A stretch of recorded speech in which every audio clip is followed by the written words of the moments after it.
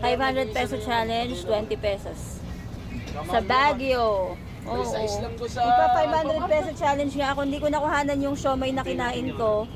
50 pesos. O, di 70 pesos. Meron ba akong 430? Saan pa ako makakarating? Later, we'll know. Ano to? Igorot Stone Kingdom pa lang. Pero nakaka 70 pesos na. Out of 500 pesos. Ikaw, ma'am, nakakamagkano ka na? Wala pa. Wow! Sana all. Next stop, PMA.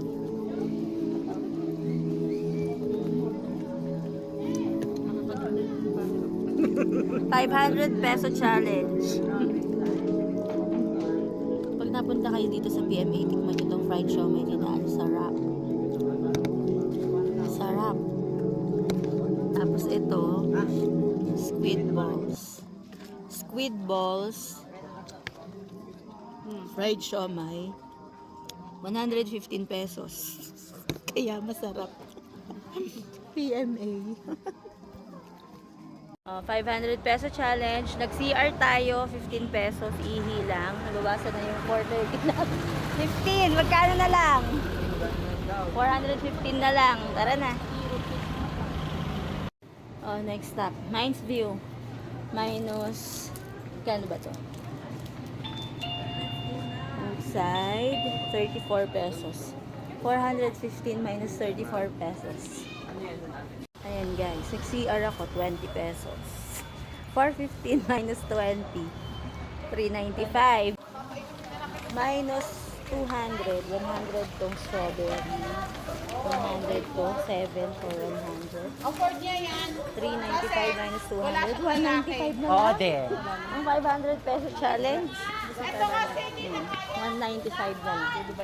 Pupunta pa kami ng Burnham Park. Wala na kaming kakain pa ng hapunan.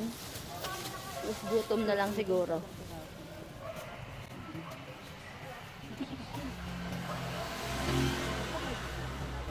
Ay, ayun na yung mamabas. Kami siya ng strawberry. Ewan ko lang kung nabili natin. Pero gusto ko yung good shepherd talagang ube dyan.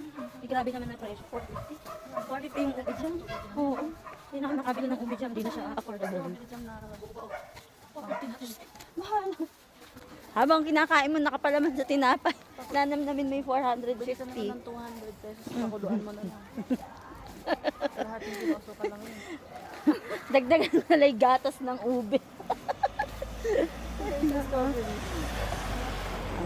Burnham Park kami next. Burnham Park. Ano na, 195 pesos na natitira ko. Nag-taxi pa kami. Mga siguro 50. SM. Wala nang natira sa 500. Kinulang pa ng 100. Kaya lang wala ng budget.